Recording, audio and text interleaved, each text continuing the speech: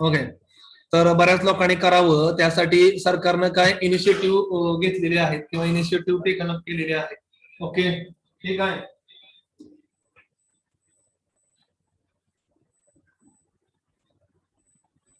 तर ते इनिशिएटिव्ह आपण पाहणार आहोत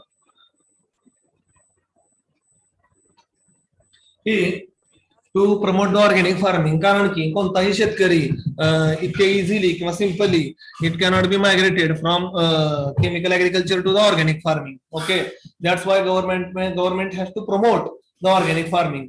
The initiative taken up by the government NGO and organization for the promotion of organic agriculture. आता कोणते कोणते इनिशिएटिव्ह घेतलेले आहेत ते मी तुम्हाला शिकवतो.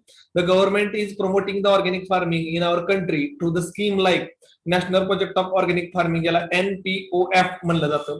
नॅशनल हॉर्टिकल्चरल मिशन, ज्याला NHM म्हणलं जातं. Okay, horticulture mission for north east and Himalayan state, ज्याला HMNEH म्हणलं जातं. त्यानंतर रशी कृषी विकास, ओके, रक्षत्री कृषी विकास योजना, ज्याला RKVY म्हणलं जातं. The network project of organic farming in India, the council of agriculture research ICAR. तर ICAR न हे जे आता मी जे सांगितलं तुम्हाला national project on organic farming किंवा नॅशनल हॉर्टिकल्चरल मिशन किंवा horticultural mission for north east Asia, हे ह्या ज्या आहेत ह्या ICAR न स्कीम लॉन्च केलेल्या आहेत, त्या जेणेकरून we have to promote the organic farming, we have to give the knowledge regarding with the organic farming, how we can conduct the registration process of organic farming, organic फार्मिंगचे registration कसं करायचं, organic farming spread किंवा promote कसं करायचं. Okay, so like this way we have to do this things. ह्या ज्या गोष्टी आहेत त्या आपल्याला त्या ऑर्गॅनिक फार्मिंगच्या थ्रू करायच्या आहेत. ओके, तर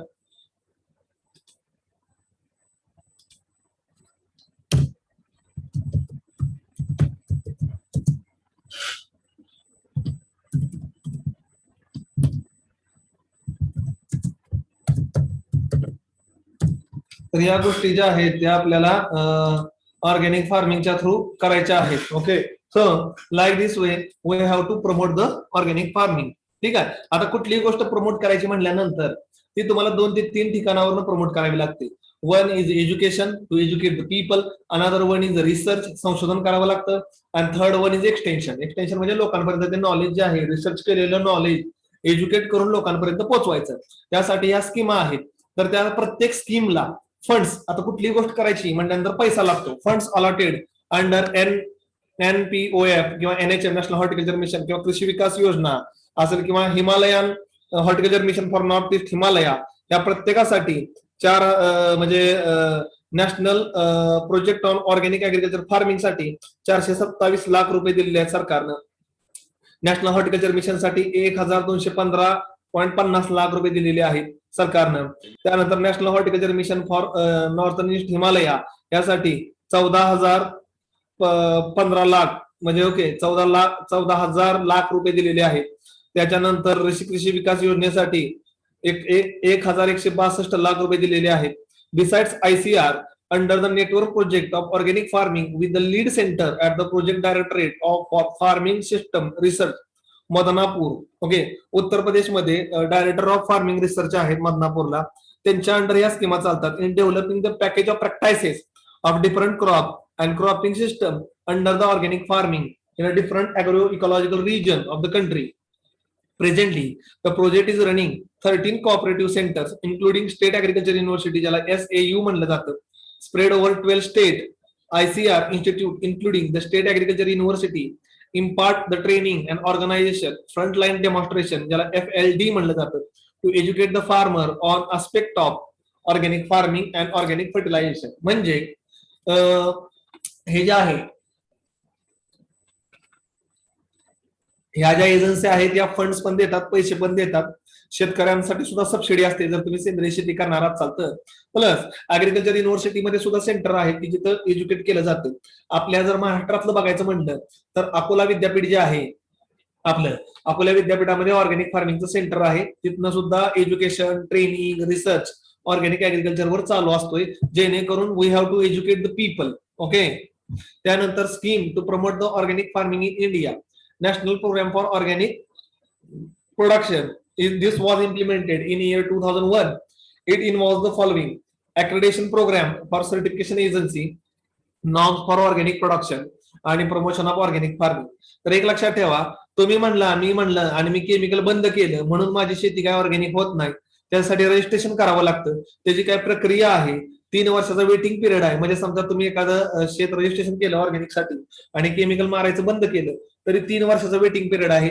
3 वर्षांनंतर तुम्हाला सर्टिफिकेट भेटतं ऑर्गॅनिकचं. ओके, ती काय प्रक्रिया आहे, काय प्रोसिजर आहे ती मी तुम्हाला पुढच्या 1-2 लेक्चर नंतर शिकवेन. Okay, the following states have been promoting organic farming through this scheme. आता आपल्या देशामध्ये कोणत्या राज्यांमध्ये सगळ्यात जास्त ऑर्गॅनिक फार्मिंग होतं, तर तुम्हाला एक एमसीक्यू साठी एक इम्पॉर्टंट पॉइंट देतो किंवा ऑब्जेक्टिव्ह साठी. तर सगळ्यात जास्त जे आहे ऑर्गॅनिक फार्मिंग प्रमोशन जे होतं ते तुम्ही सगळ्यांनी ऐकलं पण असेल किंवा न्यूजपेपर मध्ये वाचलं पण असेल. सिक्कीम हे जे राज्य आहे, it is the first organic state. MCQ किंवा ऑब्जेक्टिव्ह साठी तुम्ही लिहून जरी घेतलं तरी सुद्धा चालू शकते, काही हरकत नाही किंवा काही अडचण नाही. Sikkim is the first state in organic farming. Sikkim हे जे आहे हे पहिलं राज्य आहे जे ऑर्गॅनिक फार्मिंग, पूर्ण ऑर्गॅनिक फार्मिंग आहे. त्यानंतर Kerala, Uttaranchal, Madhya Pradesh, Maharashtra, Karnataka, Gujarat, Rajasthan, Tamil Nadu, Nagaland, Mizoram have been promoting organic farming. बाकीच्या ठिकाणी सुद्धा ऑर्गॅनिक फार्मिंगचं प्रमोशन होतं. This programme provide information on organic production standard, criteria, procedure, accreditation, inspection. तर या राज्यामध्ये, ओके, या राज्यामध्ये सुद्धा मोठ्या प्रमाणामध्ये ऑर्गॅनिक ऍग्रिकल्चर होतं. लोक ते प्रमोट करतात. ओके, ठीक आहे. तर लोक ते प्रमोट करतात, लोकांना मोठ्या प्रमाणामध्ये ऑर्गॅनिक फार्मिंग साठी एज्युकेट केलं जातं. Okay, to promote the organic agriculture. ठीक आहे. तर या ज्या स्कीम्स आहेत, ज्या स्कीम्स थ्रू सरकार पण मदत करतं, युनिव्हर्सिटी पण मदत करते आणि ऑर्गॅनिक फार्मिंग मोठ्या प्रमाणामध्ये व्हावं यासाठी पण ते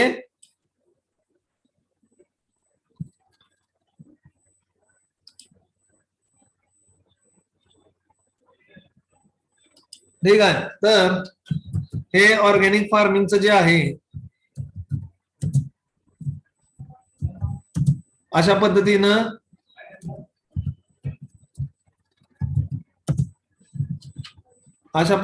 मोठ्या प्रमाणामध्ये प्रमोशन केलं जातं. मोठ्या प्रमाणामध्ये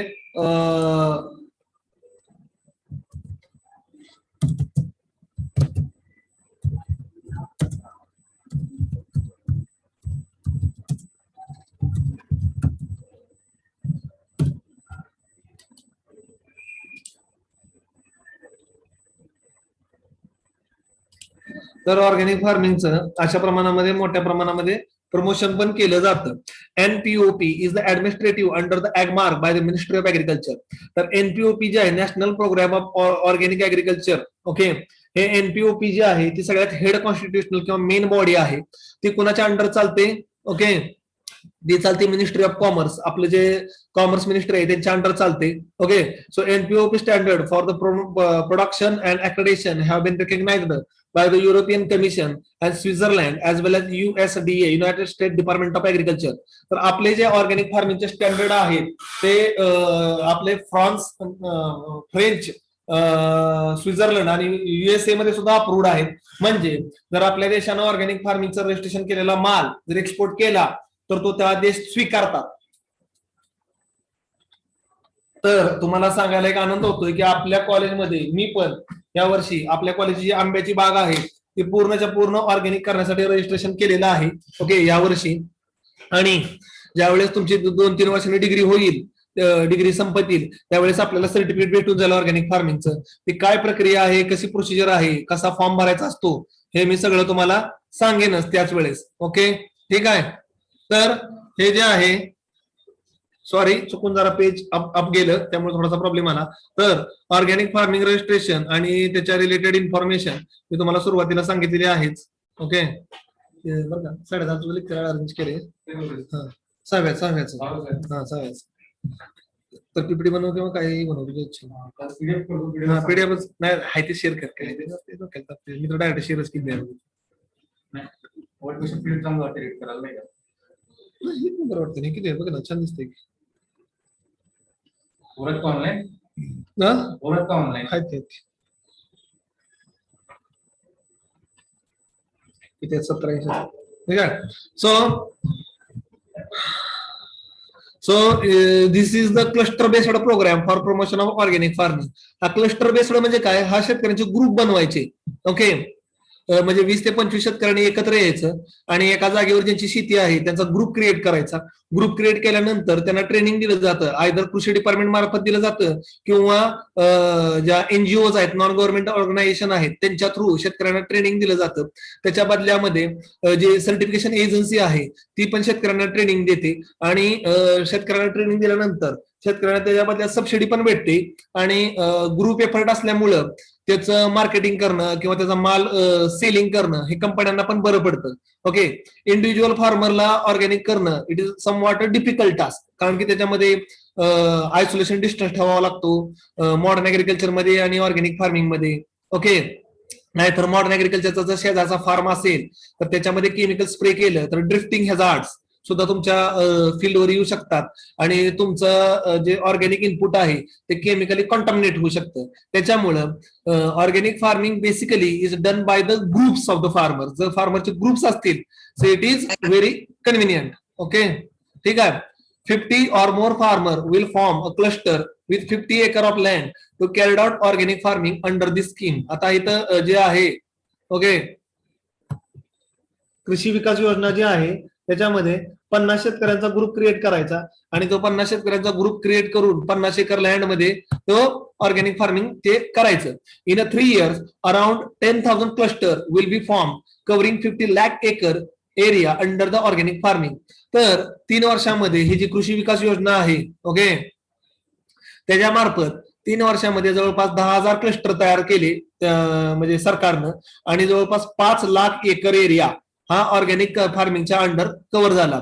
farmer will have no liability for expenditure on certification. आता एक लक्षात ठेवा, नॉर्मली जर रजिस्ट्रेशन करायचं असेल तरी 1 एकर रजिस्ट्रेशन करायचं असेल तर 1,500 ते 2,000 रुपये खर्च येतोय. ओके, आता मी आपल्या कॉलेजचं केलंय, मला माहितीये 1,500 ते 2,000 रुपये एका एकराला रजिस्ट्रेशनचा खर्च आहे.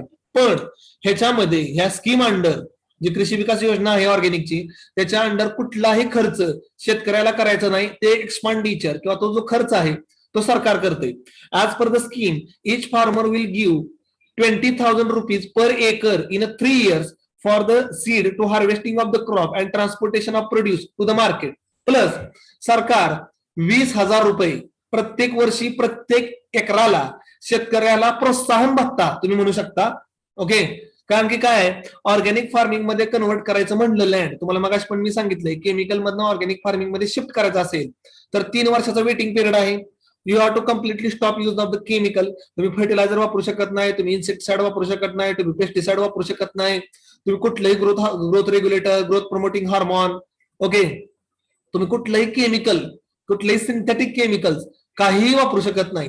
एक असं स्विच करायला लागलं मॉडर्न ऍग्रिकल्चर मधनं ऑर्गॅनिक ऍग्रिकल्चर मधनं की इल्ड रिडक्शन येतं, उत्पादन थोडंसं कमी येतं बिगिनिंगला, सुरुवातीला, आणि 2-3 वर्षानंतर मग थोडंसं स्टेबल होतं. मग ते जे शेतकऱ्याचं नुकसान होतंय शिफ्टिंग मध्ये किंवा स्विचिंग मध्ये, त्यासाठी सरकार 20,000 रुपये पर एकर पर इयर 3 वर्ष देतं. कारण की तुम्हाला मी ऑलरेडी सांगितलेलं आहे ऑर्गॅनिक फार्मिंग मध्ये कन्व्हर्ट व्हायला पूर्ण लँड 3 वर्ष लागतात. कारण की तुमच्या सॉइल मध्ये तुम्ही जे केमिकल मारलेले आहेत त्याचा रेसिड्यू सगळा निघून गेला पाहिजे. त्यासाठी 3 years it is a waiting period. Okay, म्हणून 3 वर्षानंतर मग तुमचं ऑर्गॅनिक प्रोडक्ट तयार होतं आणि ते तुम्ही मार्केटमध्ये विकू शकता. आता कन्व्हेन्शनल मध्ये जो रेट भेटतो, फॉर एक्झाम्पल एक लक्षात घ्या, एक एक्झाम्पल देतो तुम्हाला. समजा हापूस आंबा आहे, कसा डझन आहे, समजा एक 100 रुपये डझन आहे, असं आपण एक सिंपल एक्झाम्पल घेऊ. आणि तोच हापूस आंबा ऑर्गॅनिक असेल आणि तुमच्याकडे जर सर्टिफिकेट असेल ऑर्गॅनिकचं 3 वर्षानंतर आपल्याला भेटेल का आपल्या कॉलेजला, तर 30% ते 40% जास्त रेट तुम्हाला त्या जी कंपनी आहे किंवा जो व्यापारी घेणार आहे तो 30 ते 40% जास्त रेट भेटतो ऑर्गॅनिक प्रोड्यूसला. ओके, मग जर मॉडर्न ऍग्रिकल्चरनं तयार केलेला आंबा 100 रुपयाचा असेल आणि जर pure organic with registration and सर्टिफिकेशनचा जर आंबा तुमच्याकडे असेल तर त्याच्या बदल्यात तुम्हाला 30 ते 40 रुपये डझनामागे जास्त भेटतील कमीत कमी. आणि जर एक्सपोर्ट केला तर त्याची किंमत 300-400 रुपयेपर्यंत पण जाऊ शकते. एक्सपोर्ट मध्ये प्रॉफिट मार्जिन जास्त आहे. फक्त एकच आहे, एक्सपोर्ट ज्या देशामध्ये करायचा आहे, कोणत्याही देशामध्ये करायचं असेल XYZ, तर त्या देशाचे जे रूल्स नॉर्म्स आहेत ते तुम्हाला फॉलो करावे लागतात, तरच तुमचा माल एक्सपोर्ट होतो. हे त्यातले एक महत्वाचा पॉइंट आहे. ओके, शक्यतो एक्सपोर्टला आपल्याला काही देशामध्ये अडचण येत नाही, कारण की जे आपले ऑर्गॅनिक फार्मिंगचे स्टँडर्ड आहेत ते युरोपियन कंट्रीने पण एक्सेप्ट केलेले आहेत, अमेरिकेनं पण एक्सेप्ट केलेले आहेत, किंवा जे गल्फ कंट्रीज आहेत त्यांनी पण आपले स्टँडर्ड स्वीकारलेले आहेत. त्यामुळे आपला माल एक्सपोर्ट करायला तशी काही जास्त अडचण येत नाही, का की त्यांच्या स्टँडर्ड आणि आपलं स्टँडर्ड बऱ्यापैकी मॅच असल्यामुळं तुमचा माल बऱ्यापैकी एक्सपोर्ट होतो. फक्त एकच लक्षात ठेवायचं, कोणताही माल एक्सपोर्ट व्हायच्या आधी it should be residue free. तर तुमच्या मालाची टेस्टिंग होणार की त्याच्यावर कोणतंही केमिकल किंवा रेसिड्यू नाहीये म्हणून, आणि मगच माल आपल्या देशात एक्सपोर्ट होणार. एक्सपोर्ट झाल्यानंतर त्यांच्याकडे माल पोहोचल्यानंतर बाय शिप, बाय एरोप्लेन, कुठलाही मोड असेल ट्रान्सपोर्टचा, तिथं सुद्धा ते त्यातलं सॅम्पल घेणार आणि तिथं सुद्धा ते रेसिड्यू टेस्टिंग करतात आणि नंतर स्वीकारला जातो. शक्यतो कन्साइनमेंट जे आहे किंवा जो माल जो आहे तो शक्यतो रिजेक्ट होत नाही, का की आपलं पण टेस्टिंग आणि त्यांचं पण टेस्टिंग बऱ्यापैकी स्टँडर्डाइज मॅच असते स्टँडर्ड, त्यामुळे शक्यतो माल रिजेक्ट होत नाही. त्यामुळं हे ऑर्गॅनिक फार्मिंगचं स्कीम आहे. आता सुद्धा आपल्याकडे कृषी विभागाच्या मार्फत ऑर्गॅनिक फार्मिंगचे ग्रुप बनवायचे आणि त्यासाठी सबसिडीची प्रोग्राम हा चालूच आहे. Okay, so organic farming will also provide traditional resource as a part of the scheme. Okay, linkage will be formed between organic product and the market as per the scheme. Okay, एकच minute.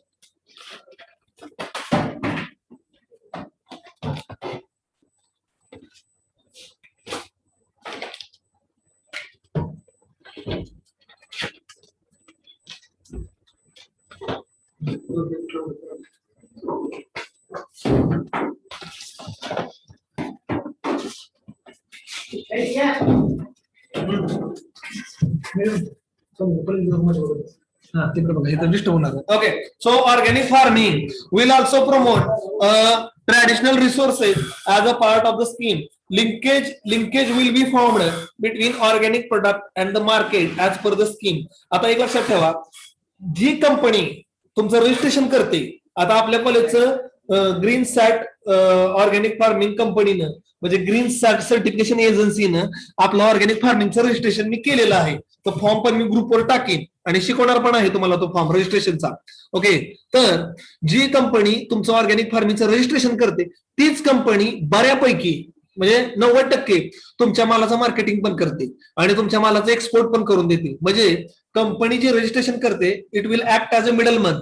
ते एक middleman म्हणून act करते. शेतकऱ्याचा माल व्यापाऱ्यापर्यंत पोहोचवण्यासाठी किंवा export करण्यासाठी ते मध्यस्थ म्हणून पण काम करतात. त्यामुळे शेतकऱ्याला माल कुठे विकायचा किंवा एक्सपोर्ट कसा करायचा ह्याच्याविषयीचं नॉलेज किंवा ह्याच्याविषयीची आयडिया जी रजिस्ट्रेशन करणारी कंपनी असते तीच देते. त्यामुळे एक चांगलं एक एन्व्हायरमेंट क्रिएट होतं आणि एक चांगली लिंक क्रिएट होती. आता बेसिकली काय असते, तुमचा ऑर्गॅनिक प्रोडक्ट आहे आणि तुमच्याकडे रजिस्ट्रेशन आहे, सर्टिफिकेट आहे, आणि जरी तुम्ही कराडात विकत बसला तर कराडामधल्या लोकांना हेल्थ अवेअरनेस नाहीये किंवा त्यांना ऑर्गॅनिक म्हणजे एवढं काही माहित नाहीये. त्यामुळे लोकल मार्केट हे ऑर्गॅनिकला it is very rarely available.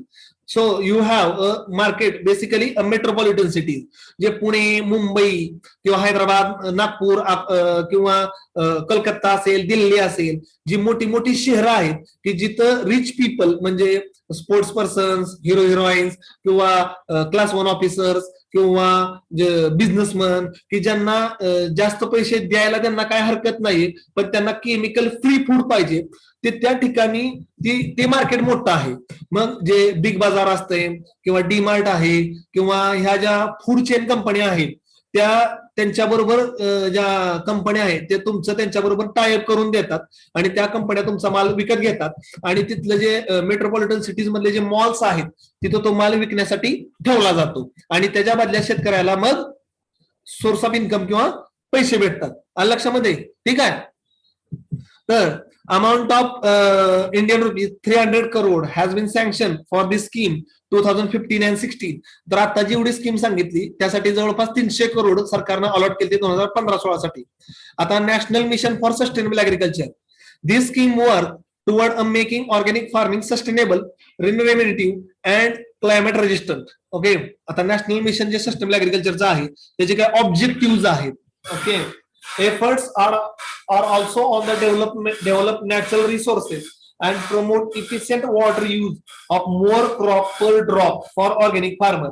आता मोर क्रॉप पर ड्रॉप ही जी घोषणा आहे किंवा हे जे वाक्य आहे हे नरेंद्र मोदी जे आपले प्राईम मिनिस्टर आहे त्यांनी दिलेलं आहे. म्हणजे एका थेंबापासनं, पाण्याच्या एका थेंबापासनं जेवढं जास्त शक्य आहे तेवढी इल्ड घेणे किंवा उत्पादन घेणे. ओके, याला आहे का. तर ही जी स्कीम आहे ती त्याच्यासाठी प्रमोशन मध्ये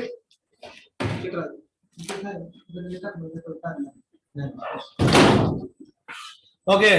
तर हे जे आहे the scheme also work to develop the capacity of organic farmer and shareholders in connection with the other missions. तर या स्कीम मध्ये ऑर्गॅनिक फार्मर आणि स्टेक होल्डर सरकार हे दोघांनी एकमेकाशी जॉईंटली काम करायचं आहे.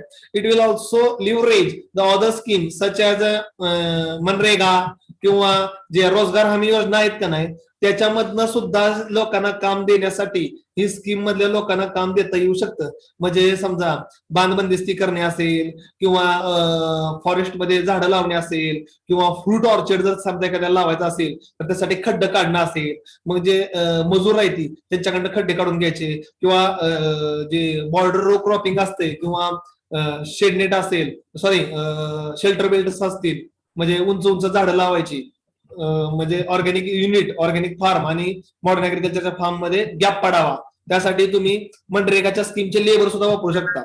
It also establish the departmental ministerial coordination for the deliverables under the scheme. Okay, it will also work toward the development of know how and R&D for organic farmer. ह्याच्यामध्ये जर एखादा शेतकरी रिसर्च करत असेल किंवा डेव्हलपमेंट करत असेल तरी सुद्धा त्याला प्रमोट केलं जातं आणि त्याला टेक्निकल गायडन्स पण प्रोव्हाइड केला जातो. This mission specially involve soil health mission ज्याला SHM म्हणलं जातं.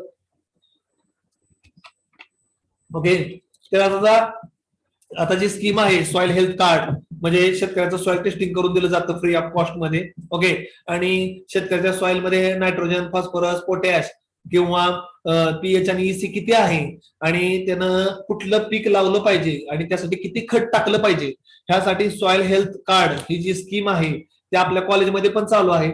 आपल्या कॉलेजमध्ये पण सॉइल टेस्टिंग होतं. ओके, ठीक आहे. कृषी विभाग प्रत्येक एक 5-6 महिन्यानंतर आपल्याला एक 500 ते 1000 सॅम्पल देतो सॉइल टेस्टिंग करण्यासाठी. ओके, तर आपल्या सॉइल मध्ये किती आहे आणि आपल्याला किती टाकायचं आहे ह्याच्यातनं एक म्हणजे तुम्ही म्हणू शकता की एक टेक्निकल ब्रिज क्रिएट होतोय की ब्लाइंडली टाकायचं सॉइल मध्ये किती आहे माहित नाही, वरनं खतं टाकत बसायची. त्याच्यापेक्षा जर सॉइल टेस्टिंग केलं आणि जर तुम्हाला कळलं की आपल्या सॉइल मधला ऑर्गॅनिक कार्बन कमी आहे तर आपण ऑर्गॅनिक इनपुट जे आहेत वर्मी कंपोस्टिंग असेल किंवा ग्रीन मॅन्युरिंग असेल किंवा FOM कंपोस्टिंग असेल ह्याच्यातनं ते आपण इनरिच करू शकतो. So residue management, organic farming practices, okay, these are throughout creation, linking of soil fertility maps with the micro and micronutrient management, relevant land use based on the land use capability. आता land use capability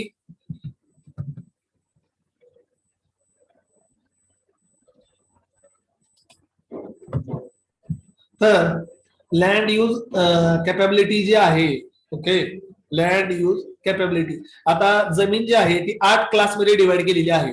class 1, 2, 3, 4, 5, 6, 7, 8. तर पहिले आता मी simple मध्ये सांगतो, land use capability पुन्हा detail मध्ये सांगेन प्रॅक्टिकलला. तर पहिले जे 4 क्लास आहेत ते कल्टिवेटेड क्लास आहेत म्हणजे तिथली जमीन स्मूथ असते, लँड लेवल असते, तिथं तुम्ही ऍग्रिकल्चर क्रॉपचं कल्टिवेशन करू शकता. आणि क्लास नंबर 5, 6, 7, 8 हे जे शेवटचे जे 4 क्लास असतात ते शक्यतो फॉरेस्ट लँड किंवा अंडुलेटिंग लँड असतात की जिथं तुम्ही लय तर लय आंबा, चिकू, पेरूची झाडं लावू शकता किंवा काही गोष्टी रिक्रिएशन साठी ठेवू शकता. तर जमीन कशी आहे according to land we have to manage that land. Okay, म्हणजे जमीन कशा पद्धतीची आहे त्याच्या पद्धतीनं तिथं ऍग्रिकल्चर प्रॅक्टिसेस मॅनेज करायचे. कोण बोलतोय रे? ACR 18 नंबर म्यूट कर रे स्वतःला.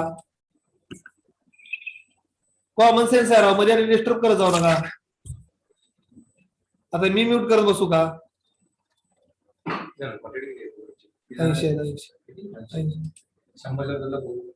होते का नाही पण ते काय झालं कोणाचा बॅकचा पेपर असताना फर्स्ट सेमिस्टर त्यामध्ये सांगितलं the scheme will implemented by the state government और national centre of organic farming.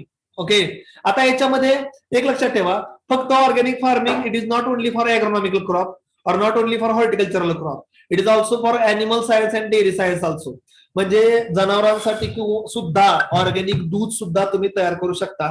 त्याचे रूल्स अँड रेग्युलेशन्स वेगवेगळे आहेत. ओके, ते पण मी तुम्हाला शिकवीन. म्हणजे तुमच्या सिलेबस मध्ये जरी नसलं तर एक 10-12 रूल्स नियम तुम्हाला मी सांगेन. किंवा फिशरी जे आहे, मासे सुद्धा ऑर्गॅनिकली कंट्रोल्ड एन्व्हायरमेंट मध्ये तुम्ही करू शकता किंवा मॅनेज करू शकता. तर बऱ्याच स्कीम्स या ज्या आहेत या मार्केटमध्ये अवेलेबल म्हणजे गव्हर्नमेंटनं दिलेल्या आहेत. पण अॅनिमल सायन्स, डेअरी सायन्स आणि फिशरीसाठी नॉर्म्स अजून आपल्या देशामध्ये तयार झालेले नाहीये. तयार करण्याचं काम चालू आहे. म्हणजे दुसऱ्या देशात तयार आहेत त्यांचं बघून आपल्या देशाला सुटेबल होईल असे नॉर्म्स तयार करायला चाललंय. Area under cultivation of certified organic farming has grown 17 folds in a first 1 decade from 14,000 hectare in 2003-4 to 7,23,000 hectare in 2013 and 14. Okay, Government of India has also implemented several other programs and schemes for boosting the organic farming such as Rakshatra Krishi Vikas Yojana RKVY, Mission of Integrated Development Horticulture MIDMH, National Mission of Oilseed and Oil Palm NMOOP, Network Project on Organic Farming by ICR. तर ह्या ज्या schemes असतात त्याला basically ICR funding करतं किंवा काही स्कीमला direct ministry of commerce किंवा ministry of agriculture त्यांच्या सुद्धा फंडिंग येतं किंवा काही स्कीमला अपेडा जे आहे agriculture food product export development authority त्यांच्याकडून सुद्धा फंडिंग येतं. Area under organic certification in 2013-14 according to OSMOJ report was 4.72 million hectare. Okay, 2013-14 साली जे सर्टिफाईड ऑर्गॅनिक होतं एरिया तो 4.72 मिलियन हेक्टर होता. Cultivated area was 0.72 million hectare and forest area was 4 million hectare. Organic certification production amounted 1.24 million metric ton, of which cultivated production was 1.23 million ton and the wild collection was 0.01 million metric ton. तर हे organic चे ज्या काही figures आहेत. Okay, ठीक आहे. आता wild area किंवा जंगलामधनं जे नॅचरली गोळा केलं जातं म्हणजे जंगलामधनं मध गोळा केला जातो किंवा फळं गोळा केली जातात, आता ते ऑर्गॅनिकच असतात. तिथं कोण केमिकल टाकायला किंवा अप्लाय करायला कोण जात नाही बेसिकली. त्यामुळं ते जे असते ते नॅचरली ऑर्गॅनिक असते. Okay, in 2013-14 as per the OSMOJ report, okay, quantity exported was 19,000, okay, 1,94,000 metric ton, of which food was 17,400 metric ton and textile was 16,000 metric ton. This signifies an increase of 17.4 and export value of NRI to 2,428 crore rupees. म्हणजे 2013-14 साली export करून म्हणजे दुसऱ्या देशामध्ये निर्यात करून आपल्याला जवळपास 2,500 कोटी रुपये म्हणजे 2,428 म्हणजे जवळपास 2,500 कोटी रुपये ही फॉरेन इन्व्हेस्टमेंट म्हणजे परकीय चलन डॉलर्स मध्ये आपल्या देशाला भेटलं. So organic farming has a wider scope related with the export. Okay, because in developed countries, जे डेव्हलप्ड कंट्रीज आहेत म्हणजे जपान असेल, ऑस्ट्रेलिया असेल, अमेरिका असेल किंवा गल्फ कंट्रीज असतील किंवा रशिया असेल, कॅनडा असेल, ह्या देशांमध्ये मोठ्या प्रमाणामध्ये केमिकल फ्री फूडला मागणी आहे आणि they are willing to pay more amount for the organic product. आणि त्यांना जास्त पैसे देण्याबद्दल काय हरकत नाही किंवा काय अडचण नाही. Food export were to be turned around 1,328 crore and textile was 1,100 crore. This an increase of 15.28% from previous year. हा जो डाटा आहे हा जरा जवळपास 5-6 वर्षापूर्वीचा आहे. मी नेटवर शोधतो नवीन डाटा आणि आपल्या नोट्स मध्ये अपडेट करून तुम्हाला ती नोट्स दिली जाईल 18-19 किंवा 20-21. its a share in the organic to the global market was only 0.35%. म्हणजे ग्लोबल मार्केटमध्ये शेअर जो आहे तो 0.35% आहे. बरोबर, असू दे. ठीक आहे. 0.35%. The top 10 export destination were USA, European union म्हणजे काय, युरोप मधल्या देशांचा समूह आहे, त्याला युरोपियन युनियन म्हणलं जातं. Canada, Switzerland, Japan, Bangladesh, UAE, United Arab Emirates, Malaysia, Australia and New Zealand. Okay, मी तुम्हाला आता सांगितलंय. Organic certification is intended to provide a quality assure and prevent a fraud. तर ऑर्गॅनिक सर्टिफिकेशन मध्ये तुम्हाला क्वालिटी पण भेटते आणि कुठल्याही प्रकारचा फ्रॉड किंवा बाकीच्या काही गोष्टी होत नाही. ओके, सर्टिफिकेशन प्रोसिजर मध्ये तुमचं रेसिड्यू टेस्टिंग हे केलं जातं. ओके, तर organic ecosystem and their concept in this chapter describe the kind of variety characteristic required to fit and support itself regulate the organic farming from non-chemical or agroecological point of view. तर हा जो दुसरा part आहे तो मी एक 2 मिनिटांनी शिकवेन, कारण की आता आपला जो टाइम लिमिट आहे, टाइम जो आहे तो आपला संपत आलेला आहे. आता आपली जी लिंक आहे ती मध्ये बंद पडणार आहे, का की 1 मिनिट शिल्लक राहिलेला आहे. त्यानंतर जो नेक्स्ट टॉपिक आहे organic ecosystem and their concept, तो मी सेकंड पार्ट मध्ये चालू करतो. तर आतापर्यंत जे सांगितलं ऑर्गॅनिकचे प्रमोशन, त्यांच्या स्कीम्स, त्यांना अलॉटेड झालेले फंड्स किंवा ऑर्गॅनिकचे डेफिनेशन, त्याचे प्रॉब्लेम्स, हे सगळं तुम्हाला मी आतापर्यंत शिकवलंय. तर एक लक्षात ठेवा, ऑर्गॅनिक फार्मिंग जे आहे, आता थोडस 2 मिनिटं जनरल बोलतो. ऑर्गॅनिक फार्मिंग जे आहे ते सर्वांसाठीच आहे अशातला भाग नाहीये. ते जे लोक पे करू शकतात किंवा ज्यांची इकॉनॉमिकल कंडिशन चांगली आहे, त्यांना 2 रुपये जास्त गेले तरी चालतील, पण केमिकल फ्री फूड पाहिजे, त्यांच्यासाठी सुरुवातीला आपण ऑर्गॅनिक फार्मिंग करायचं आहे. आणि ज्यांची इकॉनॉमिकल कंडिशन समजा ऍव्हरेजली आहे, त्यांनी सध्या तरी मॉडर्न ऍग्रिकल्चर किंवा केमिकली ट्रीटेड फूडच खावं सुरुवातीला.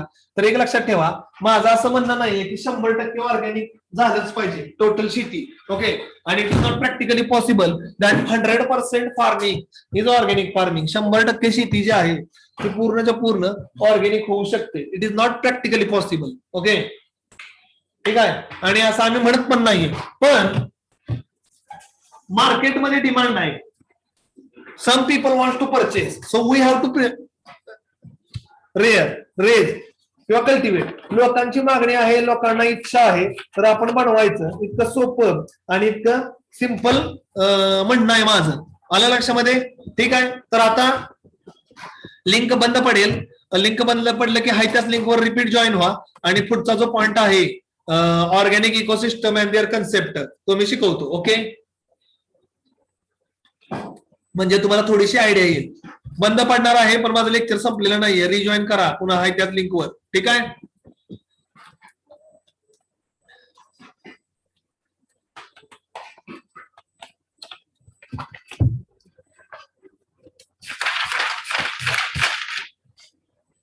ओके, जोपर्यंत चालू आहे तोपर्यंत बोलतो. ठीक आहे. ज्यावेळेस बंद पडेल त्यावेळेस रिजॉईन करा लेक्चरला.